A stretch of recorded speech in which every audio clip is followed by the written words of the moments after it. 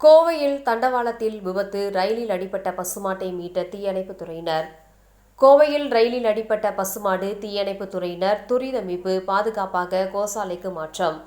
கோவை புருக்பாண்ட் சாலை பின்புறம் உள்ள ரயில் தண்டவாள பகுதியில் ரயிலில் அடிபட்டு உயிருக்கு போராடிய பசுமாடு ஒன்று அதிகாரிகளால் பத்திரமாக மீட்கப்பட்டு சிகிச்சைக்காக கொண்டு சென்றனர். கோவை புருக்பாண்ட் சாலையின் பின்புறம் உள்ள ரயில்வே தண்டவாளத்தில் இன்று காலை பசுமாடு ஒன்று நடந்து சென்றிருந்தது.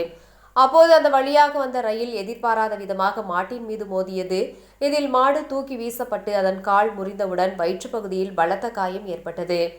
ரயில்வே துறையினர் மற்றும் தீயணைப்புத்துறை வீரர்கள் காயமடைந்து நகர முடியாமல் தவித்த பசுமாட்டிற்கு முதலுதவி அளிக்கப்பட்டது.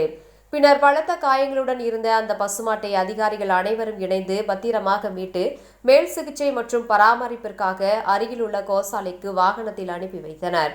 இதுபோன்று கால்நடைகள் சாலைகளிலும் ரயில் தண்டவாள பகுதிகளிலும் மேய்ச்சலுக்கு விடுவது பெரும் ஆபத்தை விளைவிக்கும். இது தொடர்பாக எச்சரிக்கைகள் விடுத்தும் உரிமையாளர்களின் அலட்சியத்தால் வாயில்லா ஜீவன்கள் உயிரிழக்கும் சூழல் ஏற்படுகின்றது.